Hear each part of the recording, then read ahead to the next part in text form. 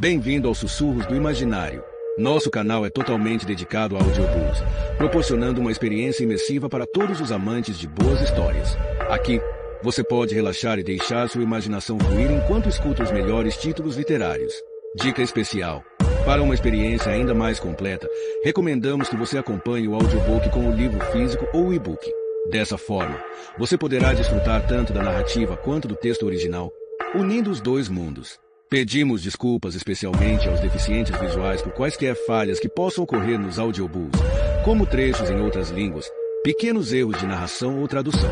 Isso acontece porque utilizamos narração sintética para manter a produção dos áudios. Queremos ouvir você. Sugira nos comentários livros que gostaria de ver aqui no canal. Não se esqueça de curtir, comentar e se inscrever para ficar por dentro de todas as novidades. Obrigado por estar conosco e bons sussurros.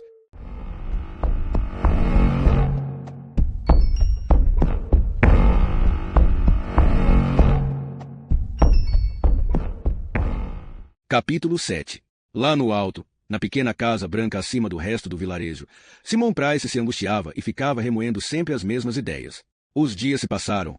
O post com aquela acusação tinha sumido da área de mensagens, mas ele continuava paralisado. Retirar a sua candidatura poderia parecer admissão de culpa. A polícia não bateu à sua porta para investigar sobre o computador, e ele agora meio que lamentava tê-lo jogado da velha ponte. Por outro lado, não sabia ao certo se o homem por trás do balcão da oficina no sopé da colina tinha mesmo feito aquela cara feia, quando Simon pegou seu cartão de crédito. Houve muitos boatos no trabalho sobre demissões, e ele ainda estava com medo de que o conteúdo daquele post chegasse aos ouvidos dos seus chefes, e que eles preferissem economizar as indenizações demitindo, por justa causa, a ele, Jim e Tommy. Andrew só observava e esperava, perdendo as esperanças a cada dia. Tinha tentado mostrar ao mundo quem era o seu pai, e o mundo, pelo visto, apenas deu de ombros. O garoto achava que alguém da gráfica ou do conselho iria se levantar e dizer a Simon sonoro não.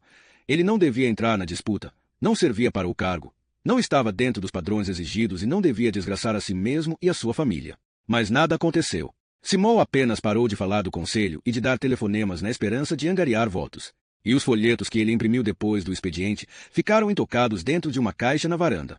Então, sem nenhum aviso ou alarde, veio a vitória. Na sexta noite, ao descer as escadas às escuras para buscar alguma coisa para comer, Andrew ouviu Simon falando ao telefone da sala de estar num tom formal, e parou para escutar. Retirando minha candidatura, dizia ele. Claro. Bem, minhas circunstâncias pessoais mudaram. É uma questão pessoal. Claro. É, está certo. Ok. Obrigado. Andrew ouviu o pai desligar o telefone. Bem, tudo acabado, comunicou ele à mulher. Estou fora. Esses merdas conseguiram o que queriam. Andrew ouviu a mãe dar uma resposta abafada e de incentivo. E antes que o garoto tivesse tempo de sair dali, Simon apareceu no corredor, inspirou fundo e gritou a primeira sílaba do seu nome. Mas logo percebeu que o filho estava bem ali, na sua frente. O que está fazendo aí? Metade do rosto de Simon estava na sombra, a outra metade, iluminada apenas pela luz que vinha da sala de estar. Estou com sede, mentiu Andrew, pois sabia que o pai não gostava que eles pegassem comida. Você começa a trabalhar como Lison neste fim de semana, não é? É. Certo, então preste atenção. Quero que descubra tudo o que puder sobre esse desgraçado, entendeu? Toda a sujeira que puder desencavar. E sobre o filho dele também, se ouvir alguma coisa. Tá bom, disse Andrew. E vou colocar tudo na merda daquele site, prosseguiu Simon, voltando para a sala de estar. Vou ser a porra do fantasma de Belry Fibroter. Enquanto tentava pegar alguma coisa para comer, tomando maior cuidado para que ninguém desse falta de nada, tirando uma fatia aqui, um punhado ali, um refrão ecoava pela cabeça de Andrew. Peguei você, seu filho da puta. Peguei você. Fez exatamente o que havia se proposto a fazer. Simon não tinha a menor ideia de quem tinha feito as suas ambições virarem pó. O idiota estava inclusive pedindo a ajuda de Andrew para se vingar. Uma reviravolta e tanto, já que quando contou aos pais que tinha conseguido um emprego na Delicatessen, Simon ficou furioso. Seu babaquinha estúpido. E a porra da alergia. Achei que era só tentar não comer amendoim, disse Andrew. Não banque o espertinho comigo, seu cara de pizza. E se você comer sem querer, como aconteceu na St. Thomas, acha que queremos passar por aquela porcaria toda de novo. Mas Ruth tinha apoiado o filho, alegando que ele já era grande o bastante para se cuidar, para prestar atenção. Quando Simon saiu da sala, ela veio com aquela conversa de que ele só estava preocupado com o filho. A única preocupação dele é ter que me levar para o hospital na hora daquela droga de programa de esportes que ele gosta de ver. Andrew voltou para o quarto, sentou na cama, enfiando a comida na boca com uma das mãos e mandando mensagens de texto para a bola com a outra. Achou que estava tudo resolvido, terminado, feito. Até então, nunca tinha precisado observar as primeiras bolhas minúsculas que surgem durante o processo de fermentação e que contêm, dentro de si, uma inevitável transformação alquímica.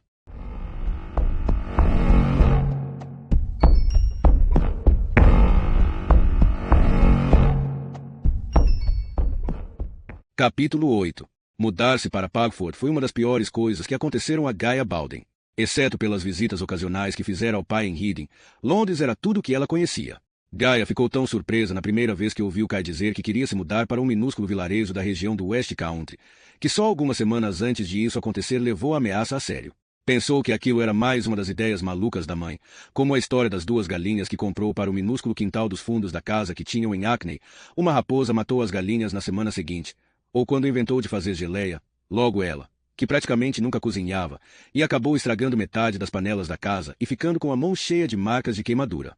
Gaia teve que abandonar os amigos que tinha desde o tempo da escola primária, a casa em que vivia desde os 8 anos, os fins de semana em Londres, que estavam se tornando cada vez mais interessantes com todo o tipo de diversão que a cidade oferecia. De uma hora para outra, Gaia tinha sido arrastada, apesar das súplicas, ameaças e protestos, para uma vida que jamais sonhara existir.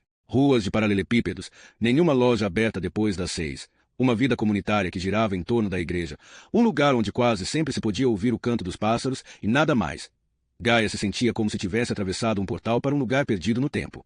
Ela e Kai sempre foram muito ligadas uma à outra, já que o seu pai nunca tinha morado com elas e que os 2 relacionamentos que a mãe teve depois disso nunca chegaram a ser coisa muito séria.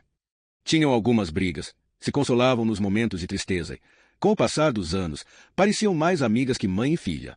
Agora, no entanto, Gaia não via nada além de uma inimiga do outro lado da mesa da cozinha. O seu único desejo era voltar para Londres de qualquer maneira, como vingança, deixar Kai bem infeliz. Não conseguia decidir qual seria a melhor punição. Ser reprovada em todos os exames finais, ou passar e tentar convencer o pai a deixá-la morar com ele, enquanto cursava o último ano da escola em Londres. Nesse meio tempo, teria que viver nesse território alienígena, onde a sua aparência e o seu sotaque, que um dia haviam sido passaporte imediato para os mais seletos círculos sociais, se tornaram moeda estrangeira. Gaia não tinha nenhum interesse em se tornar uma daquelas estudantes populares da Vinterdon. Achava aquelas garotas constrangedoras, com aquele sotaque do interior e as suas ideias patéticas sobre o que era diversão. A sua ligação deliberada com Sukhinder Javanda era, em parte, uma maneira de mostrar aos adolescentes populares que ela ria da cara deles, e também porque sentia uma afinidade natural naquele momento por todos os que estavam à margem. O fato de Sukhinder ter aceitado ser garçonete junto com ela fez a amizade das duas se fortalecer. Nos 2 tempos de aula de biologia genética que se seguiram, Gaia perdeu a cerimônia como nunca tinha feito antes, e Sukhinder pôde enfim perceber, ao menos em parte, a misteriosa razão que levou essa recém-chegada bonita e descolada a se tornar sua amiga. Ajustando o foco do microscópio que dividiam, Gaia murmurou: "Isso aqui é de uma brancura do cacete, né?" Sukhinder se ouviu dizendo antes mesmo de ter parado para pensar na pergunta. Gaia ainda estava falando, mas Sukhinder só a ouvia parcialmente.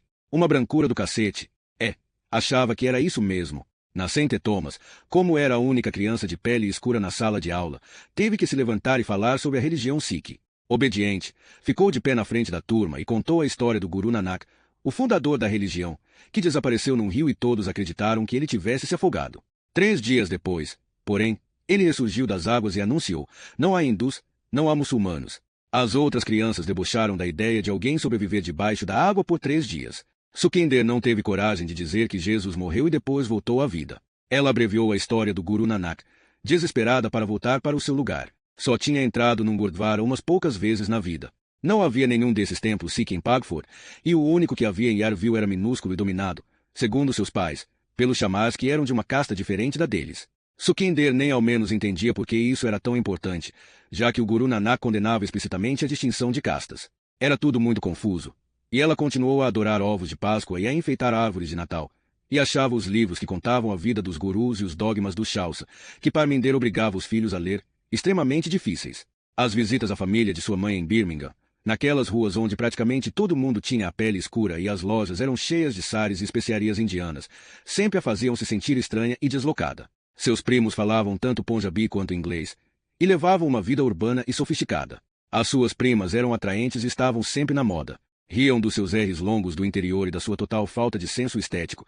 Isso Kinder odiava que rissem dela. Quando Bolowall ainda não tinha começado com aquele seu regime diário de tortura, quando na escola eles ainda não tinham sido divididos por níveis, obrigando-a a ter contato diário com Danny Tully. Sempre gostou de voltar para Pagford.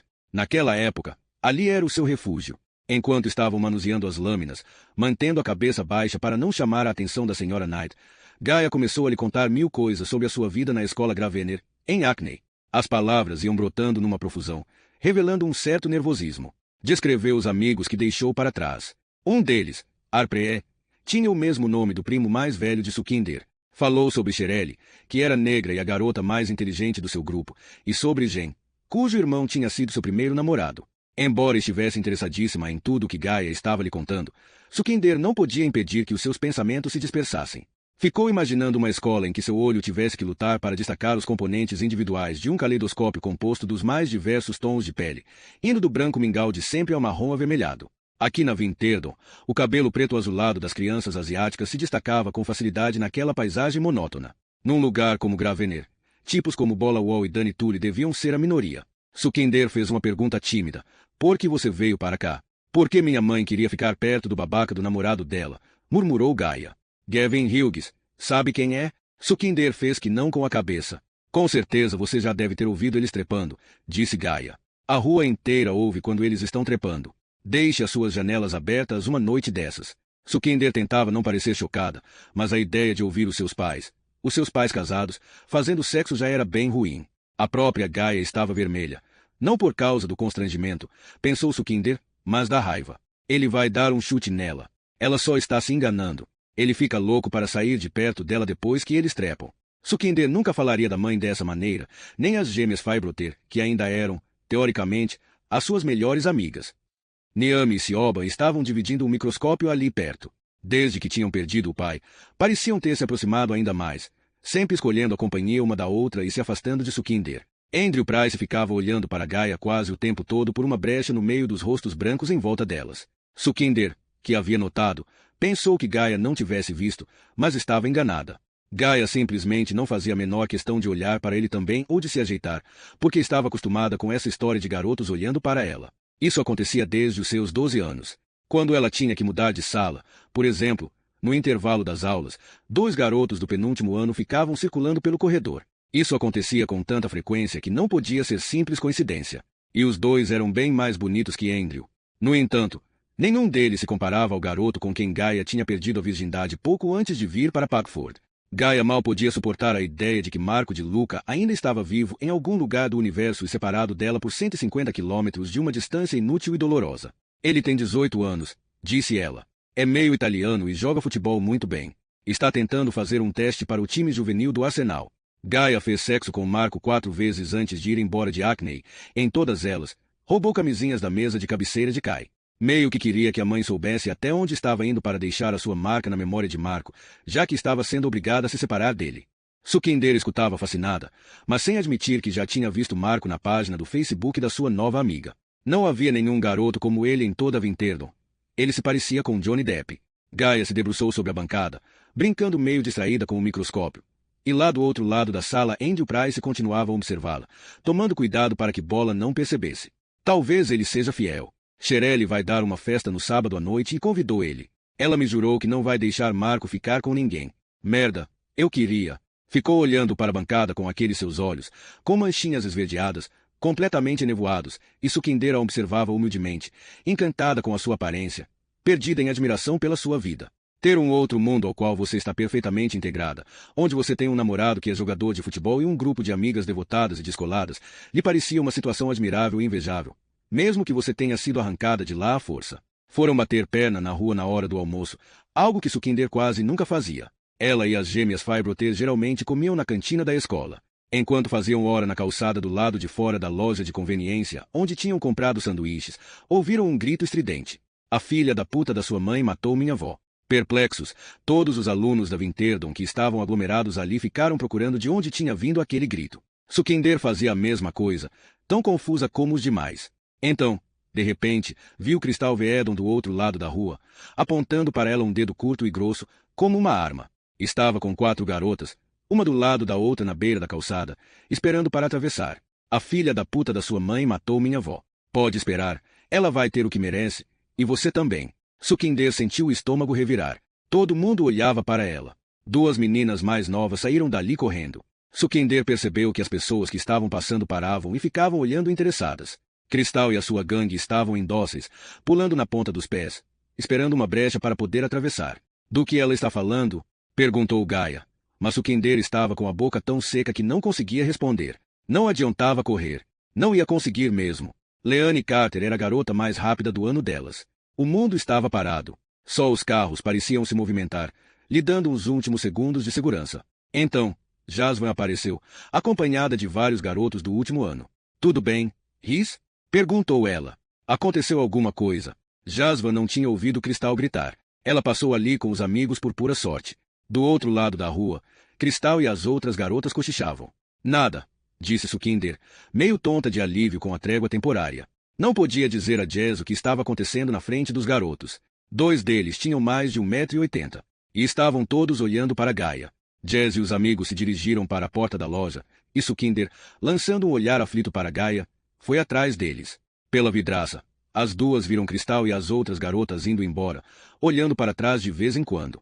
O que foi isso? Perguntou Gaia. A bisavó dela, que era paciente da minha mãe, morreu, respondeu Sukhinder. Estava com tanta vontade de chorar que os músculos da sua garganta chegavam a doer. Vaca idiota! Exclamou Gaia. O choro que Sukhinder tinha conseguido segurar até agora não era só por causa do medo. Ela gostava muito de Cristal e sabia que a menina também gostava dela. Todas aquelas tardes no canal, as viagens de micro-ônibus. Ela conhecia cada pedacinho das costas e dos ombros de Cristal mais do que qualquer parte do seu próprio corpo. Elas voltaram para a escola com Jasmine e os seus amigos. O garoto mais bonito começou a conversar com Gaia. E, quando passaram pelos portões, ele já estava implicando com ela por causa do sotaque londrino. Sukhinder não estava vendo Cristal em lugar nenhum, mas avistou Bola a uma certa distância, andando com aquelas suas passadas largas ao lado de Andrew Price. Teria reconhecido aquela silhueta e aquele jeito de andar em qualquer lugar, da mesma maneira que algo instintivo nos faz perceber uma aranha atravessando o chão mal iluminado na nossa direção. A náusea se espalhava em ondas dentro dela à medida que se aproximavam do prédio da escola. De agora em diante seriam os dois, Bola e Cristal. Todo mundo sabia que eles estavam saindo. Na cabeça de Sukhinder, uma imagem bem nítida se formou. Ela caída no chão, sangrando, Cristal e as garotas chutando o seu corpo, e Bola Wall assistindo a tudo e dando boas risadas. Preciso ir ao banheiro, disse a Gaia. Encontro você lá em cima. Ela entrou correndo no primeiro banheiro feminino que viu, trancou-se em uma das cabines e se sentou no vaso, em cima da tampa fechada. Queria morrer, ou desaparecer para sempre. Mas a superfície sólida das coisas se recusava a se dissolver ao seu redor, e o seu corpo, aquele odioso corpo hermafrodita, continuava, de um jeito obstinado e boçal, a viver. Ouviu o sinal que indicava o início das aulas da tarde. De um salto, saiu do banheiro correndo. Filas de estudantes se formavam ao longo do corredor. Ela deu as costas para todos e foi saindo do prédio. Outros alunos matavam aula. Cristal fazia isso sempre, e Bola Wall também. Se ela pudesse ao menos ficar longe dali esta tarde, talvez conseguisse pensar em algum jeito de se proteger antes de ter que voltar. Ou podia atravessar na frente de um carro. Imaginou o carro atingindo seu corpo violentamente, e os seus ossos se partindo em 1000 pedaços. Em quanto tempo morreria? Se fosse atropelada no meio da rua. Continuava preferindo morrer afogada, a água fria e limpa pondo-a para dormir para sempre, um sono sem sonhos. Sukhinder, Sukhinder, sentiu o estômago revirar mais uma vez. Tessa Wall estava correndo pelo estacionamento, indo na sua direção. Por um momento, teve uma ideia maluca, sair correndo, mas a inutilidade desse ato a conteve, e ela ficou parada, esperando Tessa alcançá-la, com ódio daquela sua cara sem graça e estúpida e do seu filho diabólico. Sukhinder, o que está fazendo? Aonde você está indo? A menina não conseguia nem ao menos pensar numa mentira. Já sem esperanças, ela deu de ombros e se rendeu. Tessa não tinha compromisso até às 3 horas. Devia levar Sukhinder à secretaria para relatar a sua tentativa de fuga, mas, em vez disso, subiu com ela para sua sala, com aquele pano do Nepal e o pôster da Fundação de Amparo à Criança e ao Adolescente. Sukhinder nunca tinha estado lá antes. Tessa falava, fazia pequenas pausas encorajadoras, falava mais um pouco, e Sukhinder ficou sentada ali, com as mãos suadas, olhando fixamente para os próprios sapatos.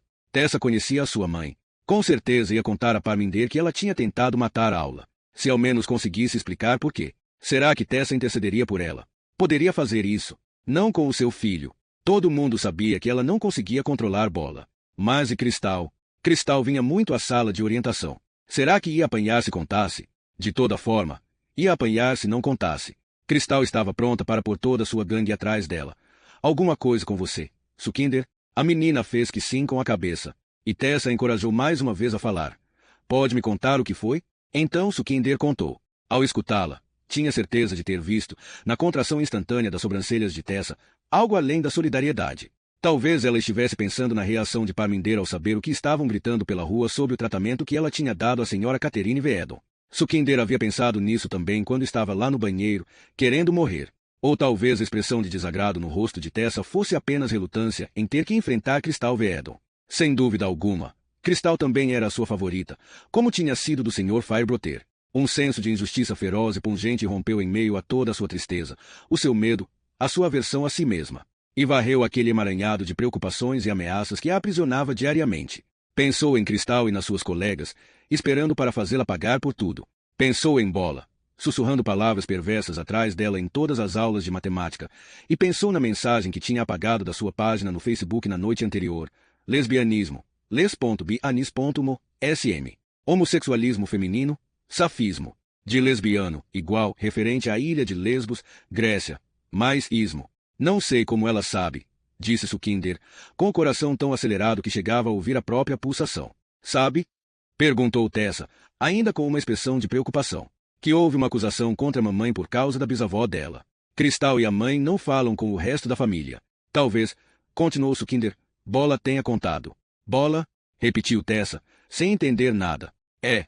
Porque eles estão saindo, disse Sukhinder. Ele e Crystal. Eles estão saindo juntos. É.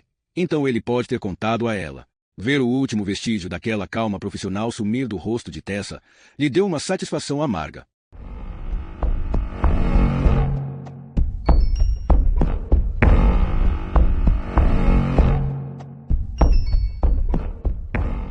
Capítulo 9.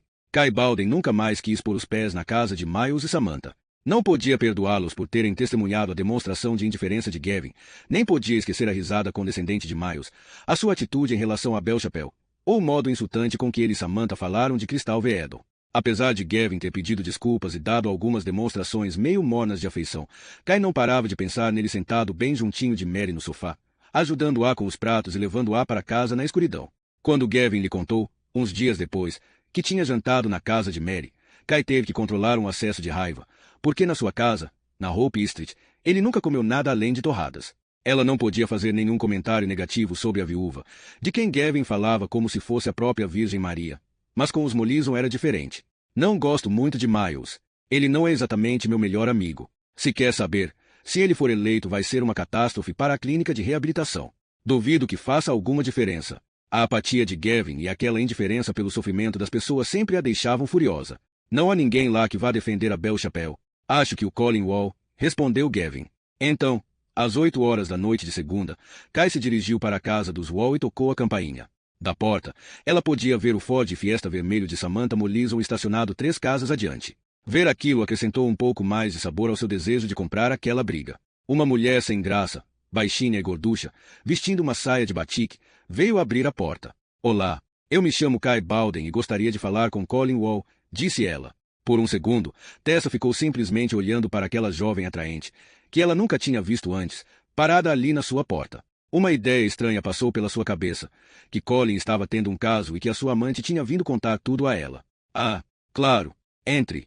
Eu sou Tessa. Kai limpou os pés com cuidado no capacho e seguiu Tessa até a sala de estar, que era menor e com móveis mais velhos que a dos Mollison, mas também mais aconchegante. Viu um homem alto, que estava ficando careca e tinha uma testa grande, sentado numa poltrona com um notebook no colo e uma caneta na mão. Colin, essa é Kai Bowden, disse Tessa. Ela quer falar com você. Tessa viu a expressão de surpresa e desconfiança no rosto de Colin e imediatamente soube que ele não conhecia aquela mulher. Imagina, pensou ela, um pouco envergonhada, o que você estava pensando? Desculpe por aparecer assim, desse jeito, sem avisar, disse Kai, quando Colin se levantou para cumprimentá-la. Queria ter ligado antes, mas vocês... não estamos na lista, interrompeu Colin, observando-a com aqueles olhos minúsculos por trás das lentes dos óculos. Por favor, sente-se. Obrigada. É sobre a eleição? Disse Kai. A eleição para o Conselho Distrital. Você está concorrendo com Miles Mollison, não está? Estou. Sim, confirmou Colin, nervoso. Sabia quem era aquela mulher. A repórter que queria falar sobre Crystal. Eles finalmente o tinham encontrado. Tessa não devia tê-la deixado entrar. Fiquei pensando se poderia ajudar de alguma forma, prosseguiu Kai. Sou assistente social e trabalho principalmente em Fields. Posso lhe dar algumas informações e alguns números sobre a clínica de reabilitação Belle Chapelle, que Mollison parece bem interessado em fechar. Me disseram que você é a favor da clínica e que gostaria de mantê-la aberta. Uma descarga de alívio e prazer quase o fez desmaiar. Ah, sim, claro, disse Colin. Gostaria de manter a clínica aberta. Sim. Isso era o que o meu predecessor, quero dizer, o antigo ocupante da cadeira, Belry Firebroter. Ele certamente era contra o fechamento da clínica. E eu também sou. Bem, tive uma conversa com Miles Mollison, e ele deixou bem claro que acha que não vale a pena manter a clínica aberta. Francamente, acho que ele não sabe de nada nem tem a menor ideia das causas e do tratamento da dependência química e da diferença que a Belle Chapelle está fazendo. Se o Conselho Distrital negar a renovação do contrato para a ocupação do prédio e o Conselho Municipal cortar a verba, vamos correr o risco de deixar algumas pessoas muito vulneráveis sem nenhum tipo de apoio. Claro, é isso mesmo, disse Colin. Eu concordo, claro. Ele estava admirado e lisonjeado por essa mulher jovem e atraente ter saído de casa naquela noite para procurá-lo, se oferecendo como aliada. Gostaria de uma xícara de chá ou café, Kai? Perguntou Tessa. Ah, muito obrigada, respondeu Kai. Aceito uma xícara de chá, Tessa. Sem açúcar, por favor. Bola estava na cozinha, pegando comida na geladeira. Ele comia muito, o tempo todo, mas continuava esquelético, sem engordar nem um único quilo sequer. Apesar de manifestar abertamente a sua aversão às injeções de Tessa, ele parecia não estar ligando que elas estivessem ali, numa caixa branca de medicamentos, bem perto do queijo. Tessa pegou a chaleira e voltou a pensar no assunto que a consumia desde que Sukinder deu a entender, um pouco mais cedo, que Bola e Cristal estavam saindo. Não perguntou nada ao filho e também não contou nada a Colin. Quanto mais pensava nisso, mais certeza tinha de que não podia ser verdade. Sabia que Bola se tinha em tão alta conta que nenhuma garota seria boa o bastante para ele, especialmente uma garota como Cristal. Ele com certeza não se rebaixaria. É isso que você acha. Quem está aí? Perguntou Bola, com a boca cheia de frango gelado, enquanto a mãe colocava a chaleira no fogo. Uma mulher que quer ajudar o papai a se eleger para o conselho, respondeu Tessa, vasculhando o armário atrás de biscoitos. Por quê? Ela tá afim dele. Deixe de ser bobo, Stu, disse Tessa, fazendo cara feia. Ele tirou várias fatias de presunto de um pacote já aberto e foi enfiando todas elas, uma a uma, na boca já cheia, como se fosse o mágico empurrando lenços de seda dentro da mão fechada. Bola às vezes ficava quase 10 minutos na frente da geladeira aberta, abrindo vasilhas e potes, pegando pedaços de comida e botando direto na boca. Colin reprovava essa mania, como reprovava quase todos os outros aspectos do comportamento do filho. Sério, por que ela quer ajudar? Perguntou ele, engolindo um pedaço de carne. Ela quer que a clínica de reabilitação Belle Chapelle continue aberta. É uma drogada? Não é uma drogada, respondeu Tessa, irritada, porque notou que Bola tinha acabado com os últimos 3 biscoitos de chocolate e deixado os pacotes vazios na prateleira. Ela é assistente social e acha que a clínica está fazendo um bom trabalho. Papai quer mantê-la funcionando, mas Miles Mollison acha que não vale a pena. Não deve valer mesmo. Fields está cheio de cheiradores de cola e tomadores de pico. Tessa sabia que se tivesse dito que Colin queria fechar a clínica, Bola teria argumentado imediatamente a favor da sua manutenção. Você devia ser advogado, Stu, disse ela, quando a tampa da chaleira começou a chacoalhar. Ao voltar para a sala de estar com a bandeja, Tessa viu Kai mostrando a Colin um material impresso que ela tinha tirado de uma sacola grande. 2 trabalhadores viciados, mantidos em parte graças ao Conselho e em parte graças à Associação de Combate ao Vício, uma instituição muito boa. E foi a assistente social na clínica, Nina, que me deu tudo isso. Ai, obrigada, disse Kai, sorrindo para Tessa, que pôs uma caneca de chá na mesinha ao seu lado. Kai simpatizou de cara com os Wall, como nunca tinha acontecido com ninguém em Pagford. Tessa não a olhou de alto a baixo quando ela entrou na casa deles, não ficou procurando alguma imperfeição física nela, nem reparou no seu jeito de se vestir. O marido dela, embora nervoso, parecia decente e sério na sua determinação de impedir o abandono de Fields. Você é de Londres? Perguntou Tessa, percebendo seu sotaque e mergulhando um biscoito no chá. Kai assentiu. E o que a trouxe a Pagford? Um relacionamento, disse Kai, sem o menor prazer em afirmar isso, mesmo agora que tinha se reconciliado oficialmente com Gavin. Não entendo muito bem qual a relação do Conselho Distrital com a clínica, retomou, voltando-se para Colin. Ah, o Conselho é dono do prédio, explicou ele. É uma antiga igreja, e o contrato está terminando. Então essa seria uma maneira fácil de forçá-la a sair de lá. Exatamente. Quando foi que você falou com Miles Mollison? Perguntou Colin, querendo saber se Miles tinha falado dele, mas também com medo do que ele poderia ter dito. Jantamos juntos numa sexta, há uns 15 dias, explicou Kai. Gavin e eu. Ah, Você é a namorada de Gavin, interrompeu Tessa. Sou. E o assunto de Fields acabou vindo à tona. Ah, claro, disse Tessa. Miles falou sobre a Belle-Chapelle, e eu fiquei muito consternada com a maneira como ele abordou todas aquelas questões. Eu lhe disse que estava trabalhando com uma família no momento. Kai se lembrou da indiscrição que tinha cometido mencionando os Veedon, e prosseguiu, tomando todo cuidado desta vez. E que, se a mãe não recebesse a sua dose diária de metadona, muito provavelmente voltaria para as ruas. Me parece que você está falando de Terry Veedon, comentou Tessa, com uma sensação estranha. Estou falando dela. Sim, admitiu Kai. Tessa pegou outro biscoito. Sou a orientadora educacional de Cristal na escola. Essa deve ser a segunda vez que a mãe dela se trata na Belle-Chapelle, não é? A terceira, respondeu Kai. Conhecemos Cristal desde que ela tinha 5 anos. Ela foi da turma do nosso filho na escola primária, disse Tessa. A vida dela foi muito difícil mesmo. Muito, confirmou Kai. E é impressionante que ela seja uma menina tão encantadora. Ah, concordo plenamente, acrescentou Colin, com entusiasmo. Tessa ergueu as sobrancelhas, lembrando-se de que Colin tinha se recusado terminantemente a anular a detenção de Cristal depois do episódio do riso no ginásio. Ficou se perguntando, então, com o aperto na boca do estômago, o que Colin diria se Sukhinder não estivesse mentindo ou enganada. Mas com certeza estava. Ela era uma menina tímida, ingênua. Provavelmente pegou o bonde andando. Ouviu mal alguma conversa. A questão é que praticamente a única coisa que motiva Terry é o medo de perder os filhos, disse Kai. Ela está no caminho certo no momento. A terapeuta que acompanha o seu caso na clínica me disse que ela está fazendo grandes progressos. Se a Belle-Chapelle fechar, tudo vai por água abaixo novamente, e só Deus sabe o que vai acontecer com aquela família. Isso tudo é muito útil, disse Colin, balançando a cabeça de um jeito que afetava a importância, e fazendo anotações num arquivo novo no notebook. Muito útil mesmo. Você disse que tem dados estatísticos dos pacientes que conseguiram ficar limpos. Kai folheou o material impresso à procura dessa informação. Tessa teve a impressão de que Colin queria monopolizar a atenção de Kai. Ele sempre foi suscetível à boa aparência e à solidariedade. Tessa mordeu mais um biscoito, ainda pensando em Cristal. As últimas sessões de orientação não tinham sido muito satisfatórias. Cristal estava arredia, e hoje não foi diferente. Conseguiu fazê-la prometer que não iria mais perseguir ou atormentar Sukhinder Javanda, mas a reação da menina mostrava claramente que estava desapontada com Tessa e que não confiava mais nela. A culpa era, provavelmente, da detenção que Colin lhe impusera. Tessa achava que elas tinham construído uma ligação forte o suficiente para resistir a tudo isso, embora soubesse que não era como a ligação que Cristal tinha com Belry. Tessa estava justamente lá no dia em que Belry levou um aparelho de remo para a escola, procurando candidatas para a equipe que queria formar. Ela tinha sido mandada ao ginásio porque a professora de educação física estava doente, e o único substituto que puderam encontrar num tempo tão curto era um homem. As garotas do 4º ano, com os seus shorts e tops, começaram a dar risadinhas quando chegaram ao ginásio e souberam que a Sorta Jarvis tinha faltado e encontraram, no lugar dela, 2 estranhos. Tessa teve que repreender Cristal, Nick e Leanne, que vieram para a frente e ficaram fazendo observações maliciosas sobre o professor substituto. Ele era um rapaz muito bonito que, infelizmente, corava com facilidade. Belry, baixinho, de cabelo e barba castanho avermelhados, vestia um agasalho de ginástica. Havia tirado a manhã de folga. Todo mundo achou aquela ideia muito estranha e nada realista. Escolas como a Vinterdon não tinham equipes de remo. Niamh e Siobhan pareciam estar se divertindo, embora também estivessem constrangidas com a presença do pai.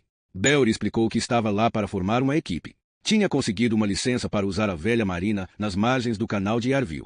O remo era um esporte fabuloso e daria a elas e à escola a oportunidade de se destacar. Tessa se manteve bem perto de Cristal e das suas amigas para vigiá-las. A pior parte das risadinhas já havia passado, mas ainda não estavam completamente sob controle. Belry fez uma demonstração no aparelho de remo e perguntou se alguém gostaria de experimentá-lo. Ninguém se apresentou. Cristal Veedon, disse Belry, apontando para ela. Vi você se pendurando naquelas barras lá do parque. Você tem muita força nos braços. Vem aqui experimentar. Cristal ficou radiante de estar em evidência. Foi cambaleando de propósito até o aparelho e se sentou nele. Mesmo com Tessa encarando as duas com firmeza, Nick e Leanne caíram na gargalhada, e o resto da turma se juntou a elas. Belry mostrou a Cristal o que fazer. O professor substituto observava Belry pôr as mãos da menina no manete de madeira com uma certa apreensão profissional, mas não disse nada. Ela fingiu que puxava o manete com muito esforço, fazendo uma cara engraçada para Nick e Leanne. E todo mundo riu outra vez. Olhem para ela, disse Belry, sorrindo. Leva o maior jeito para a coisa. Seria mesmo verdade. Como não entendia nada de remo, Tessa não poderia avaliar. Endireite as costas, disse Belry a ela. Ou vai se machucar. Isso mesmo. Puxe, puxe. Vejam como ela sabe. Já fez isso antes. Cristal, então, endireitou as costas e fez tudo certo. Parou de ficar olhando para Nick e Leanne e pegou o ritmo. Excelente, elogiou Belry. Olhem para isso. Excelente. É assim mesmo. Isso aí, garota. Agora de novo. De novo. E isso dói.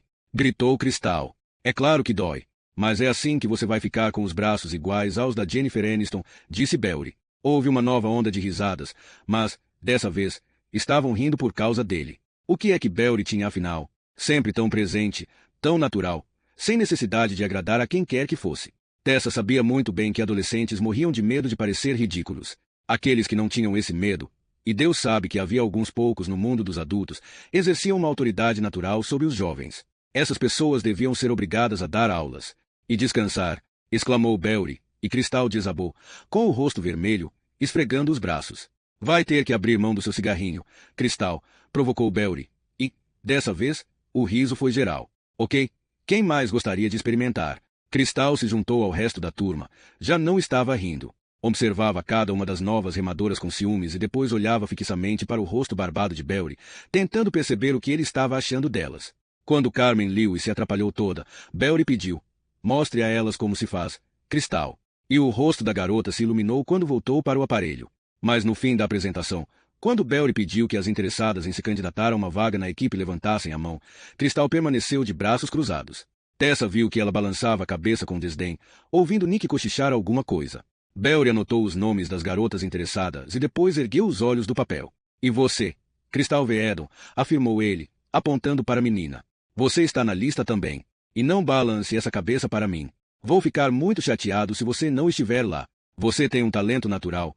E não gosto de ver talentos naturais serem desperdiçados. Quer YS? Tal, disse em voz alta, pondo o nome dela na lista. Dom.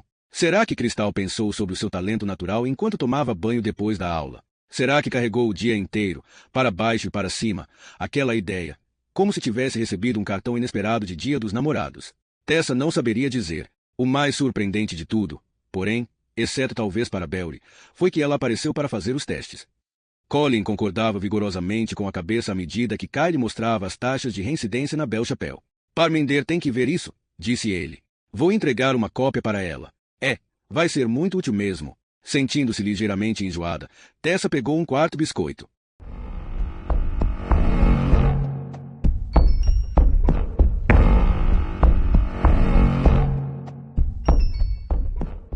Capítulo 10. Nas segundas-feiras, como Parminder sempre trabalhava até tarde e Vikram normalmente estava no hospital, os três filhos do casal botavam a mesa e preparavam o jantar para si mesmos. Às vezes discutiam por bobagens, em outras riam o tempo todo. Hoje, porém, estavam tão absortos nos seus próprios pensamentos que o trabalho foi feito com uma eficiência fora do comum e quase em silêncio absoluto. Sukhinder não contou ao irmão nem à irmã que havia tentado matar a aula, nem que Cristal Veedon tinha ameaçado bater nela. Ultimamente o seu hábito de guardar segredos estava ainda mais forte. Tinha verdadeiro pavor de fazer confidências, porque temia que elas pudessem revelar o mundo de estranheza que vivia dentro dela. O mundo em que Bola Wall parecia capaz de penetrar com uma facilidade assustadora. Ao mesmo tempo, sabia que os acontecimentos daquele dia não podiam ser escondidos indefinidamente. Tessa tinha lhe dito que pretendia ligar para Parminder. Tenho que ligar para sua mãe, Sukhinder. É o que sempre fazemos, mas vou explicar a ela por que você fez isso. Sukhinder quase sentiu um certo carinho por Tessa, mesmo ela sendo a mãe de Bola Wall. Com medo da reação da sua própria mãe, uma minúscula fagulha de esperança se acendeu dentro dela, imaginando que Tessa pudesse interceder a seu favor. Será que a compreensão do desespero de Sukhinder poderia, enfim, provocar uma ruptura na desaprovação implacável da sua mãe, no seu desapontamento constante, no seu criticismo empedernido e sem fim?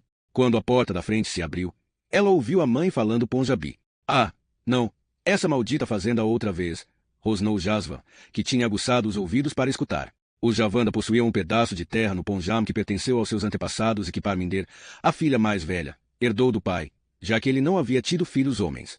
Jasvan e Sukhinder já tinham conversado algumas vezes sobre o lugar que essa fazenda ocupava na vida da família.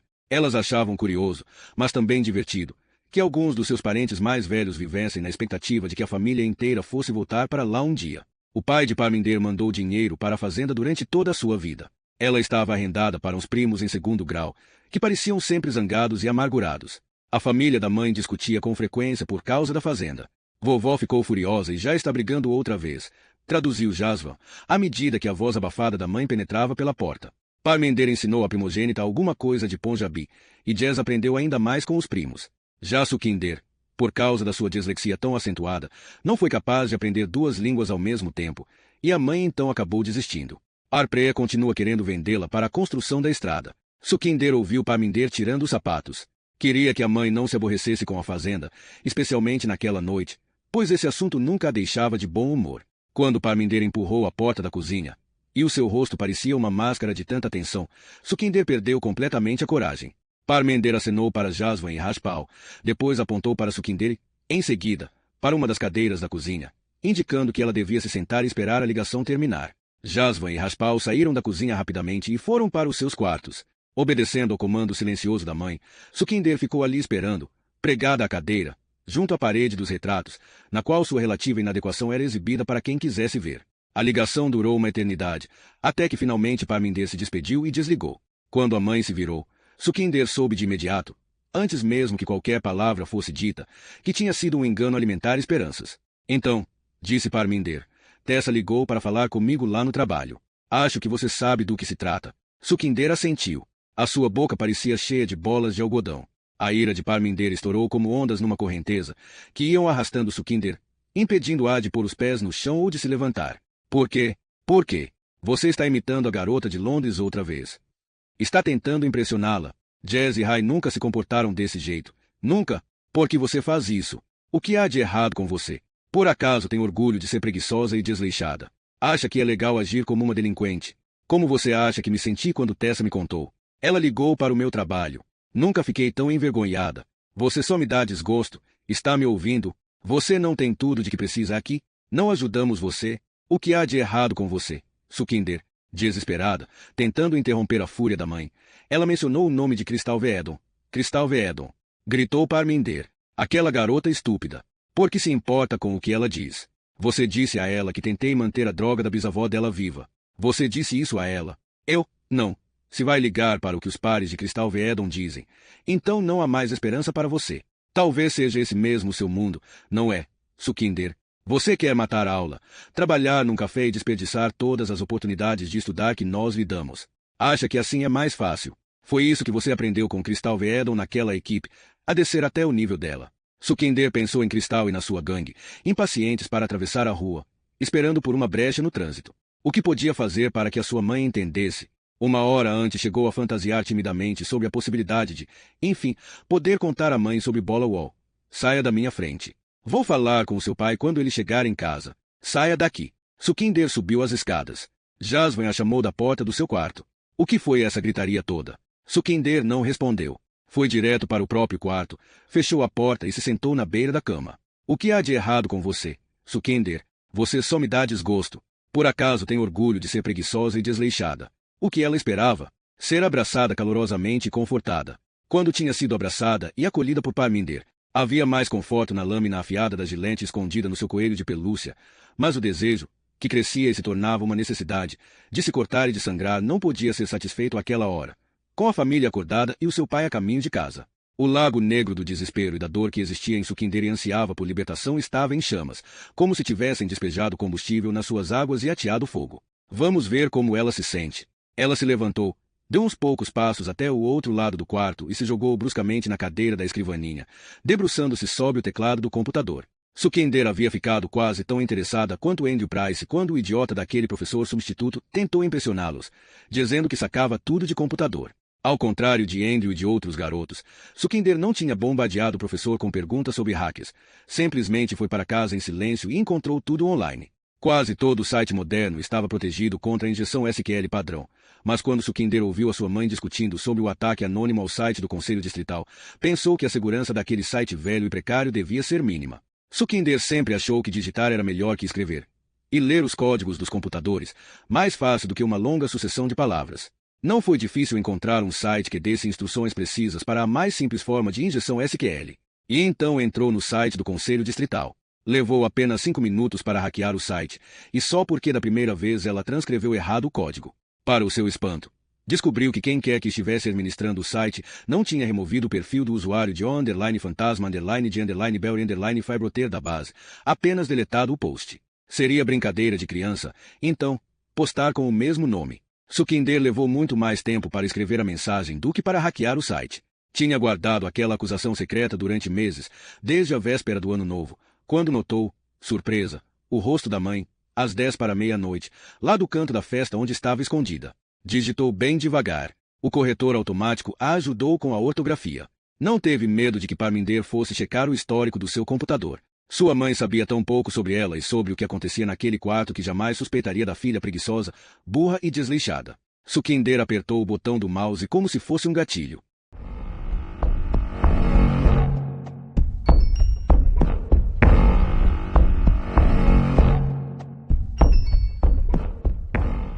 Capítulo 11.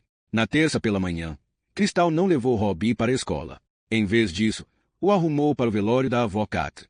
Enquanto vestia o irmão com a calça menos surrada que ele tinha, que já estava uns bons 5 centímetros acima do seu tornozelo, tentava lhe explicar quem tinha sido a avó Kat, mas estava gastando saliva à toa. Robbie não se lembrava da avó Kat e nem sabia o que significava a avó. Os únicos parentes que ele conhecia eram a mãe e a irmã. Apesar das insinuações e histórias que nunca eram exatamente as mesmas, Cristal sabia que Terry não tinha a menor ideia de quem era o pai dele. Ouviu os passos da mãe na escada. "Larga isso", disse para Robbie, que tinha pegado uma lata de cerveja vazia debaixo da poltrona preferida de Terry. "Vem!" E saiu puxando Robbie pela mão até o corredor.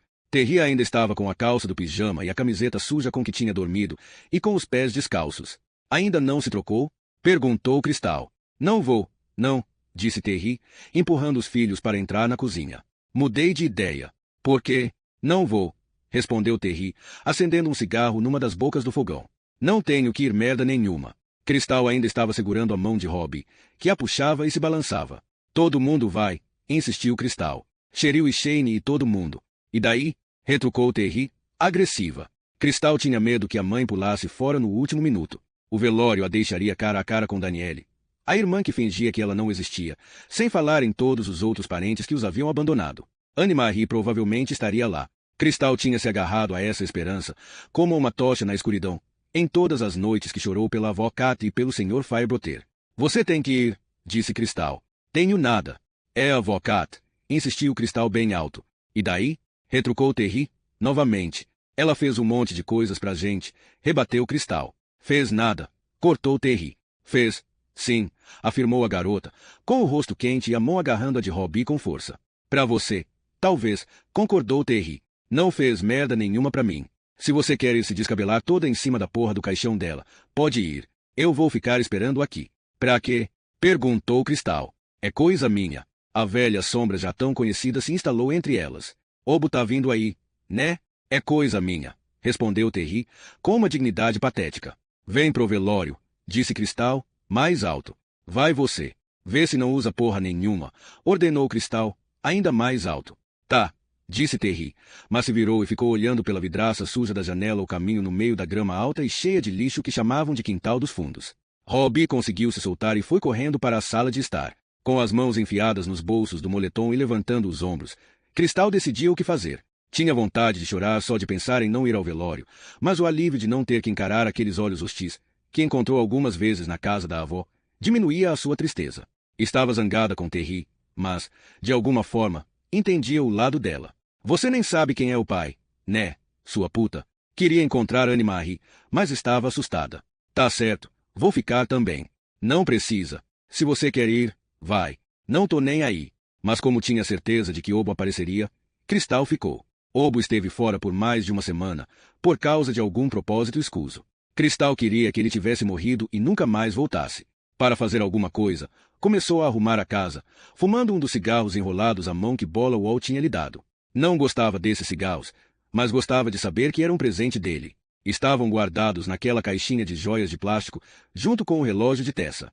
Achou que não veria Bola nunca mais depois que eles treparam no cemitério, porque ele não tinha falado nada quando acabaram e mal se despediu ao ir embora.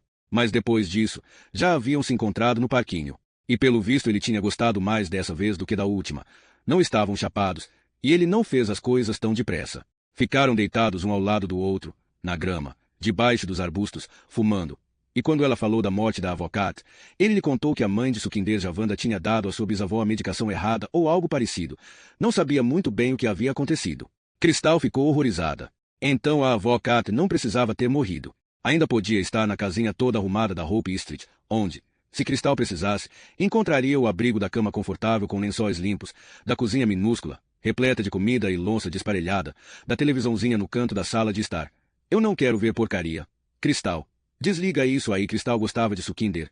Mas a mãe dela tinha matado a avó Cat. E não se deve fazer distinção entre os membros de uma tribo inimiga. Cristal declarou sua intenção de acabar com Sukhinder. Mas depois Tessa Wall entrou na história. Cristal não se lembrava dos detalhes do que Tessa lhe disse, mas parecia que Bola tinha entendido tudo errado. Ou, pelo menos, não tinha entendido direito. Muito a contragosto, prometeu a Tessa não ir atrás de Sukhinder. Mas esse tipo de promessa só podia ser mesmo temporária no mundo em constante mudança de Cristal. Larga isso! Gritou Cristal para Robbie, que estava tentando abrir a tampa da lata de biscoitos onde Terry guardava suas coisas. Arrancou a lata das mãos do menino e a pegou como se estivesse segurando uma criatura viva, algo que fosse lutar para continuar vivendo e cuja destruição pudesse ter consequências terríveis. Havia uma imagem toda arranhada na tampa, uma carruagem cheia de bagagens empilhadas no teto, sendo puxada, pelo meio da neve, por 4 cavalos castanhos, com um cocheiro de cartola segurando uma cometa. Enquanto Terry fumava sentada na cozinha, Cristal levou a lata lá para cima e a escondeu no seu quarto. Robbie a seguiu. Quer brincar no parque? Às vezes ela o levava e o empurrava no balanço e no gira-gira. Hoje não, Robbie. O menino chorou até ela gritar para ele calar a boca. Mais tarde, quando estava escuro, depois que Cristal havia feito o macarrão instantâneo de Robbie e lhe dado um banho, e quando o velório já havia terminado há muito tempo, Obo bateu à porta da frente. Cristal o viu pela janela do quarto do irmão e tentou chegar lá embaixo primeiro, mas Terry já estava abrindo a porta. E aí, Ter? Disse ele, ainda na soleira da porta, antes de ser convidado a entrar. Me disseram que você me procurou semana passada. Embora a irmã tivesse lhe dito para ficar no quarto, Robbie a seguiu e desceu a escada. Dava para sentir o cheiro do seu cabelo recém-lavado com shampoo misturado ao cheiro de cigarro e de suor azedo que exalava de Obo e da sua velha jaqueta de couro. Obo já tinha tomado umas e outras, e, quando sorriu maliciosamente para ela, Cristal pôde sentir também o bafo de cerveja. E aí, Obo? Cumprimentou Terry, com aquele tom de voz conciliatório, acomodado, que Cristal não percebia em outras ocasiões, como que permitindo que aquele homem tivesse direitos naquela casa. Onde você estava? Bristol, respondeu ele. Tá tudo bem, Ter? Ela não quer nada, interrompeu Cristal. Ele a observou, piscando por trás das lentes grossas dos óculos. Robbie estava agarrando a perna da irmã com tanta força que ela podia sentir as unhas dele enfiadas na sua pele. Que é isso? Ter? Gritou Obo. É a sua mãe? Terry riu. Cristal o encarou, com Robbie sempre agarrado à sua coxa. E foi para ele que Obo voltou o olhar enevoado. E como tá o meu garoto? Ele não é o seu garoto porra nenhuma. Como é que você sabe? Perguntou Obo calmamente, com um sorriso de deboche. Vai se fuder. Ela não quer nada. Diz pra ele. Gritava Cristal para a mãe. Diz pra ele que você não quer nada. Assustada e aprisionada entre aquelas duas vontades tão mais fortes do que a dela própria, Terry disse. Ele só veio ver. Não veio ver nada, interrompeu Cristal. Não veio ver porra nenhuma. Diz pra ele. Ela não quer nada, rosnou a garota, feroz, voltando-se para aquela cara sorridente de Obo. Ela tá limpa há um tempão. Verdade, Terry? Perguntou Obo, ainda sorrindo. É verdade, respondeu Cristal, já que Terry ficou muda. Ela ainda tá na Bel Chapéu. Não por muito tempo, retrucou Obo. Vai se fuder, exclamou Cristal, indignada. Vão fechar ela, disse Obo. Vão mesmo, indagou Terry, repentinamente em pânico. Eles não vão fazer isso, vão? Claro que vão, respondeu Obo. Tão fazendo os cortes. Você não sabe de nada, disse Cristal. É mentira, acrescentou, voltando-se para a mãe. Eles não avisaram nada, avisaram. Cortes, insistiu Obo, batendo nos bolsos cheios, à procura de cigarro. Tão reavaliando o nosso caso, lembrou Cristal. Você não pode usar nada. Não pode usar. Que é isso? Perguntou Obo, brincando com o isqueiro, mas ninguém respondeu. Terry encarou a filha por não mais do que 2 segundos. Baixou os olhos, relutante, e viu Robbie de pijama, ainda agarrado à perna da irmã. E, vou indo pra cama, Obo, resmungou ela, sem olhar para ele. A gente se vê outro dia. Soube que a sua avó morreu, disse ele. Cheryl veio me contar. A dor contorceu o rosto de Terry. Ela parecia tão velha quanto a avó Cat. Eu vou pra cama. Vem, Robbie, vem comigo. Robbie não quis se soltar de Cristal com Obo ainda ali. Terry estendeu aquela mão ossuda, que mais parecia uma garra. E, vai, Robbie, insistiu Cristal com o menino. Dependendo do seu estado de espírito, Terry abraçava o filho como se ele fosse um ursinho de pelúcia. Melhor Robbie que tomar pico. Vai com a mamãe. Algo na voz de Cristal tranquilizou o menino, que deixou que Terry o levasse lá para cima. Até mais, disse Cristal, sem olhar para Obo, afastando-se dele bem depressa, indo na direção da cozinha. Tirou do bolso o último cigarro dado por Bola Wall e se debruçou sobre o fogão para acendê-lo. Ouviu a porta da frente se fechar e se sentiu vitoriosa. Vai se fuder. Você ficou com uma bunda bem gostosa, Cristal. Com o susto, ela deu um pulo tão grande que chegou a esbarrar nos pratos que estavam empilhados ali do lado, e um deles se espatifou naquele chão imundo. Ele não tinha ido embora. Seguiu-a até a cozinha e agora estava olhando para o seu peito naquela camiseta apertada. Vai se fuder, porra, gritou ela. Você já tá bem grandinha, hein? Vai se fuder, filho da puta. Ouvi dizer que você dá isso tudo de graça, disse Obo, se aproximando. Pode ganhar mais grana do que a sua mãe. Seu filho da... Obo colocou uma das mãos no peito de Cristal. Ela usou toda a sua força para se livrar daquela mão, mas ele a segurou pelo pulso com a outra. O cigarro que ela segurava queimou o rosto de Obo, e ele lhe deu 2 socos no ouvido. Mais pratos se espatifaram no chão, e então, enquanto lutavam, ela escorregou e caiu, batendo com a parte de trás da cabeça. Ele montou em cima dela e começou a baixar a sua calça. Não, porra, seu filho da puta, não. Sentia os dedos dele na sua barriga e percebeu que ele estava abrindo o zíper da própria calça. Tentou gritar, mas Obo lhe deu uns tapas na cara. O cheiro daquele homem ficou impregnado nas suas narinas quando ele rosnou no seu ouvido. Se gritar, vou cortar você. Ele entrou nela. Estava doendo muito. Cristal ouvia os grunhidos dele e o seu próprio choro abafado. Estava até com vergonha do barulho que fazia, tão amedrontada e pequena debaixo dele. Obo gozou e saiu de cima dela. Mais que depressa, a garota puxou a calça para cima e ficou de pé, encarando-o. As lágrimas escorriam pelo seu rosto enquanto ele sorria com deboche. Eu vou contar para o Sr. Firebroter, se ouviu dizer, soluçando. Não sabia de onde tinha tirado aquilo. Era a coisa mais idiota que podia ter dito. Quem é esse merda? Perguntou Obo, puxando o zíper e acendendo um cigarro, sem pressa, bloqueando a passagem. Tá fodendo com ele também. Tá, sua piranhinha. Foi andando pelo corredor e saiu porta afora. Cristal tremia como nunca antes na vida. Pensou que estivesse doente. Podia sentir o cheiro dele em todo o seu corpo. A parte de trás da sua cabeça latejava. Havia uma dor dentro dela e aquela coisa úmida escorria para a sua calcinha. Foi para a sala de estar e ficou ali, de pé, tremendo, os braços envolvendo o próprio corpo. Então ficou com medo de que ele voltasse e correu até a porta da frente para trancá-la.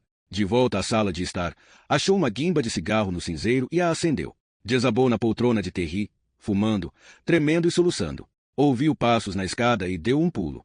Terry entrou na sala, parecendo confusa e desconfiada. O que você tem? Cristal gaguejou algumas palavras. Ele me fudeu. O quê? Perguntou Terry. Obo, ele não ia fazer isso. Era a mesma negação instintiva com a qual Terry encarava tudo na vida. Ele não ia fazer isso. Não, eu nunca, não usei. Cristal voou para cima dela e a empurrou. Magra como estava, Terry caiu para trás no meio do corredor, gritando e xingando. Cristal correu para a porta que tinha acabado de trancar, atrapalhando-se toda para abri-la novamente, e saiu correndo de casa. Já tinha andado uns 20 metros na escuridão da rua, ainda soluçando, quando pensou que Obo podia estar observando tudo, esperando por ela ali fora. Cortou o caminho, correndo pelo jardim de um vizinho, e fez um trajeto sinuoso, pelos fundos, para chegar à casa de Nick. Durante todo esse tempo, sentia a umidade se espalhando na sua calcinha e achou que ia vomitar. Cristal sabia que aquilo tinha sido um estupro. Era o que tinha acontecido com a irmã mais velha de Leanne no estacionamento de uma boate em Bristol. Sabia que algumas garotas teriam ido à polícia, ela sabia. Mas você não convida a polícia a entrar na sua casa quando a sua mãe é terrível, Edon. Eu vou contar para o Sr. Firebroter. Ela soluçava cada vez mais forte. Poderia ter contado para o Sr. Firebroter. Ele conheceu a realidade da vida. Um dos seus irmãos tinha ido em cana. Ele lhe contou histórias da sua adolescência.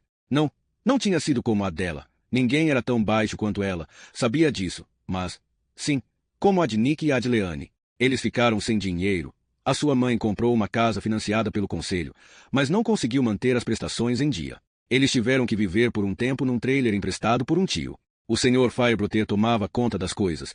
Ele resolvia as coisas. Foi à sua casa para conversar com Terry sobre o remo, porque tinha havido uma discussão, e ela estava se recusando a assinar os papéis para Cristal viajar com a equipe. E não ficou enojado ali, ou pelo menos não demonstrou ter ficado, o que dava na mesma. Terry, que não gostava de ninguém, não confiava em ninguém, Chegou a dizer: ele parece gente boa, e assinou. Certa vez, o Sr. Firebroter lhe disse: vai ser mais difícil para você do que para os outros, KYS. Foi mais difícil para mim também. Você pode fazer melhor. Não tem que seguir o mesmo caminho. Ele estava falando de dar duro na escola e essas coisas, mas já era muito tarde para isso. E, de todo modo, ela achava tudo aquilo um monte de besteiras. Saber ler direito ia ajudar em que agora? E como tá o meu garoto? Ele não é o seu garoto porra nenhuma. Como é que você sabe? A irmã de Leanne tinha tomado a pílula do dia seguinte. Cristal perguntaria a Leanne sobre essa tal pílula e ia tratar de conseguir uma. Não podia ter um filho de obo. Só de pensar nisso ficou com vontade de vomitar outra vez. Vou cair fora daqui. Chegou a pensar em Kai, mas logo descartou essa ideia. Quase tão ruim quanto ir à polícia era contar a uma assistente social que obo entrava e saía da sua casa, estuprando pessoas. Com certeza ela levaria Robbie embora se soubesse disso. Uma voz clara e lúcida dentro da cabeça de Cristal estava falando com o Sr. Firebroter, o único adulto que dizia o que ela precisava ouvir, muito diferente da Sra. Wall, tão bem intencionada e tão cega, e da avó Cat, que se recusava a ouvir toda a verdade. Vou tirar Robbie daqui. Como eu faço para me mandar? Eu vou me mandar. O seu único refúgio certo, a pequena casa na Hope Street, já estava sendo devorado por parentes disputando ninharias. Quase correndo, dobrou uma esquina, onde havia um poste de luz, sempre olhando para trás para ver se obo, por acaso, a estavam observando ou seguindo. E, então, a resposta veio até ela, como se o Sr. Firebroter tivesse lhe mostrado o caminho. Se ficasse grávida de Bola Wall, poderia ter a sua própria casa financiada pelo conselho. E poderia levar Robbie para morar com ela e o bebê, se Terry voltasse a tomar pico. E obo jamais entraria na sua casa, jamais. Ia pôr cadeados, correntes e fechaduras na porta, e a sua casa seria limpa, sempre limpa, como a da avó Cat. Cristal praticamente corria pela rua escura e ia parando de soluçar aos poucos. Os Wall provavelmente lhe dariam dinheiro. Eles eram assim. Podia imaginar a cara sem graça e preocupada de Tessa, debruçando-se sob um berço. Cristal teria o neto deles. Perderia Bola ficando grávida. Eles sempre vão embora quando você está esperando um filho. Era o que via acontecer quase sempre em Fields. Mas, talvez, ele pudesse se interessar. Ele era muito estranho. Não que isso importasse de alguma forma. O seu interesse por ele, tirando a parte de ser essencial para o plano dar certo, tinha se reduzido a quase nada. O que ela queria era o bebê. Ele era o meio para um determinado fim. Gostava de bebês. Amou Robbie desde sempre. Queria manter os dois a salvo e juntos. Seria uma espécie de avó Cat para sua família, melhor, mais jovem e mais amorosa. Anne-Marie poderia visitá-los, já que Cristal não estaria mais com Terry. Os seus filhos seriam primos. Uma imagem muito nítida de si mesma e de Anne-Marie se formou na cabeça da garota. Estavam no portão da escola St. Thomas, em Pagford, acenando para duas garotinhas de vestidos azul claros e meias curtas. Como sempre, as luzes estavam acesas na casa de Nick. Cristal começou a correr,